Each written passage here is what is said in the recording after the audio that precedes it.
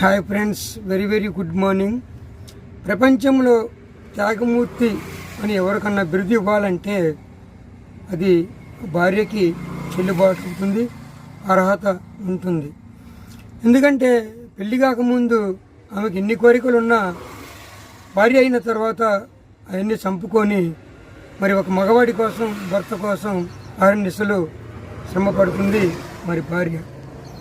మరి మగవాడు పెళ్లి కాకముందు మరి బ్రహ్మచారి అని అంటారు, అదే పెళ్ళైన తర్వాత మరి సంసారి అని అంటారు. అక్కడ మగవాడి విలువని పెంచుతుంది ఒక స్త్రీ. మరి అమ్మ మనకు జన్మనిస్తే మిగతా అన్నీ భరాయించేది, తట్టుకునేది, మనల్ని మోసేది భార్య అయిన స్త్రీ.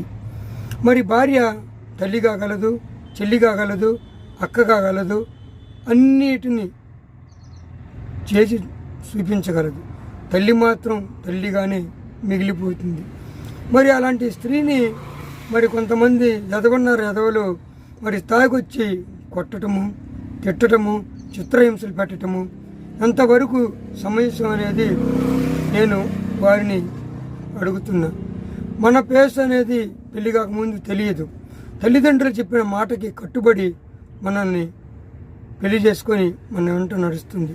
కాబట్టి ఈ వీడియో చూసిన ఎవరైనా సరే మగవాళ్ళు అలాంటి పద్ధతులు గల ఉంటే మార్చుకొని స్త్రీ సంతోషంగా ఉంటే మన ఆరోగ్యము, మన ఆయుష్, మన ఇల్లు కూడా కలకల్లాడుతూ ఉంటుందని నేను విజ్ఞప్తి చేస్తున్నా. ఈ వీడియో కనుక మీరు చూసిన వాళ్ళు లైక్ చేయండి, షేర్ చేయండి, సబ్స్క్రైబ్ చేసుకోండి.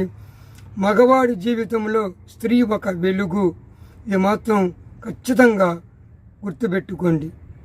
బాయ్.